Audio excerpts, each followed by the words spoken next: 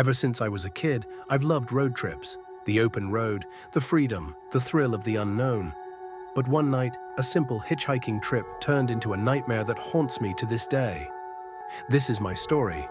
It was a warm summer evening, and I was driving back home after visiting some friends in a neighboring town. The sun was setting, casting long shadows over the empty highway. I was about an hour away from home when I saw him, a lone figure standing by the side of the road, thumb out, looking desperate. I hesitated for a moment, but then decided to pull over. He looked harmless enough. He approached my car, and I rolled down the window. "Need a ride?" I asked. "Yeah, thanks," he replied, a hint of relief in his voice. "I'm heading to the next town. Car broke down and there's no signal here." He climbed in and we set off. We made small talk for the first few miles. His name was Jack, and he was on his way to visit his sick mother. He seemed genuine, and I started to feel good about helping him out.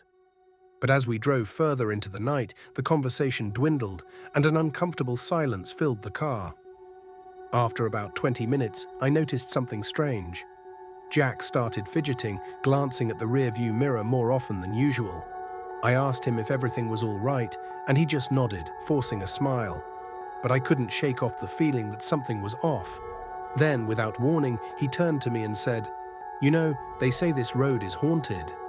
His voice was low, almost a whisper. "Haunted?" I echoed, trying to keep my voice steady. "Yeah," he continued, staring straight ahead. "A few years ago, a young couple was found dead, not far from here. They say their spirits still wander these woods, looking for help."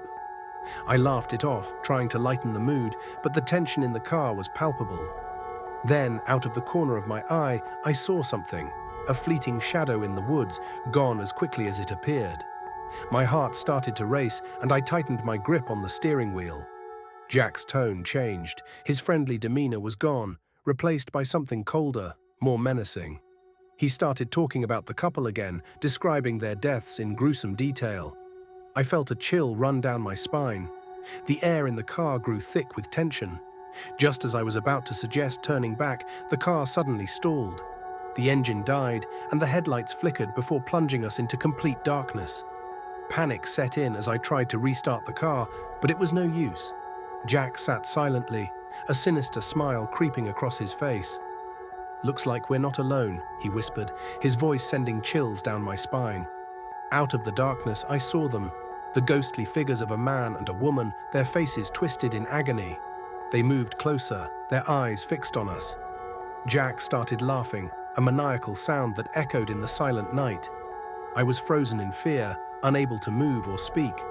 Desperate, I kept trying to start the car, my hands shaking. Finally, the engine sputtered to life, and I floored the accelerator, speeding away as the ghostly figures faded into the distance. Jack's laughter still echoed in my ears. We reached the next town in silence. I pulled into a gas station and turned to Jack. But he was gone.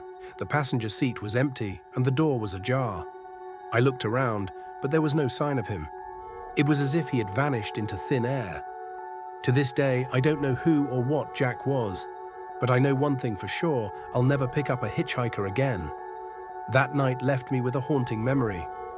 The open road doesn't seem as inviting anymore. If you ever find yourself driving down a lonely highway at night, remember my story.